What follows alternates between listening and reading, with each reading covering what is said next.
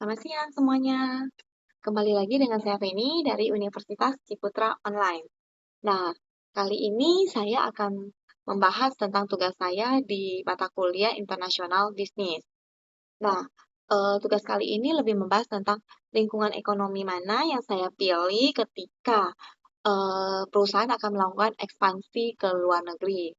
Nah, dalam lingkungan ekonomi ini terdapat tiga macam atau tiga jenis, yaitu developed ekonomi, yang biasanya ditujukan pada negara-negara yang maju. Kemudian yang kedua itu adalah developing ekonomi, pada negara-negara yang sedang berkembang. Dan ketiga yaitu campuran. Nah, untuk saya sendiri, menurut saya nih, jika saya mau melakukan ekspansi atau perusahaan mau melakukan ekspansi ke luar negeri, maka akan lebih cocok di develop ekonomi. Kenapa? Karena menurut saya untuk develop ekonomi ini pertumbuhan ekonominya itu lebih stabil. Nah, oleh karena itu, maka pendapatan masyarakatnya atau pendapatan per kapita masyarakatnya itu lebih tinggi. Terus kemudian dengan pendapatan yang lebih tinggi, maka masyarakatnya memiliki daya beli yang lebih tinggi. Selain itu juga teknologi-teknologi atau perkembangan-perkembangan yang lain di negara tersebut itu juga lebih maju. Oleh karena itu akan lebih gampang untuk kita masuk ke negara-negara yang sudah maju atau yang develop ekonomi. Nah, selain itu negara-negara develop ekonomi ini juga cenderung masyarakatnya itu memiliki pendidikan yang lebih tinggi sehingga daya terima mereka akan terhadap suatu produk yang baru atau dari luar negeri itu akan lebih welcome.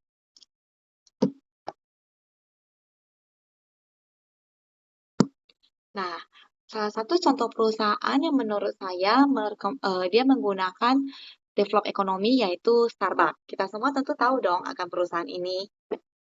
Nah, sekilas saya membahas tentang sejarah Starbucks. Nah, Starbucks ini sendiri didirikan oleh tiga sekawan, yaitu oleh Bapak Jerry Baldwin, Mr. Gordon Booker, dan Mr. Jeff. Nah, Starbucks ini sendiri berdiri di Seattle, Washington pada tahun 1971. Sampai dengan saat ini, kurang lebih jumlah gerai Starbucks itu sudah ada 32.000 gerai di seluruh dunia. Cabang pertama Starbucks di luar Amerika itu ada di Jepang pada tahun 1996. Sedangkan untuk di Indonesia ini sendiri, Starbucks baru ada di Indonesia pada tahun 2005, waktu itu di Jakarta, Bali. Dan sekarang udah tersebar di berbagai kota besar seperti Medan, Surabaya, Pekanbaru, Jambi, Palembang, dan berbagai kota lainnya. Nah, menurut saya Starbucks melakukan develop ekonomi karena Starbucks ini pertama kali dia melakukan ekspansi ke luar negeri itu ke negara Jepang.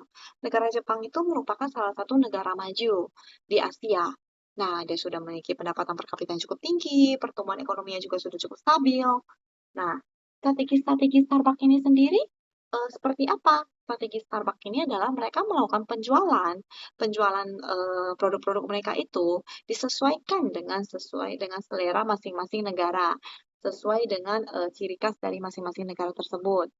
Nah, dengan begitu maka ketika mau melakukan ekspansi, si perusahaan tersebut itu sudah melakukan research and development ke negara tersebut.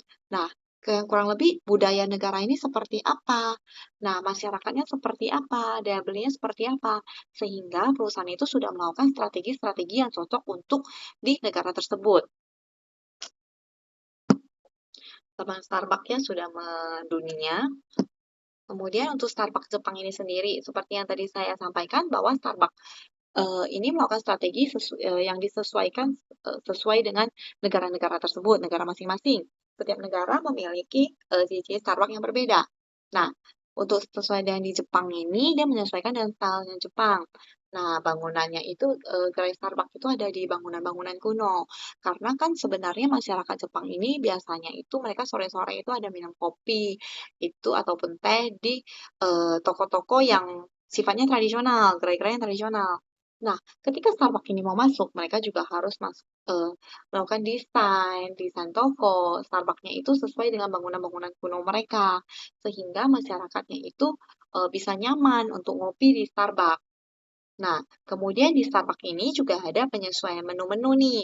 Seperti di Jepang, ada menu banana-banana itu hanya ada di musim semi di Jepang, tidak ada di negara lain. Nah, oleh karena pendapatan per kapita Jepang ini juga tinggi, maka harga Starbucks itu yang di Jepang cenderung lebih tinggi dibandingkan dengan negara-negara seperti di Indonesia gitu. Nah, sekian presentasi dari saya hari ini.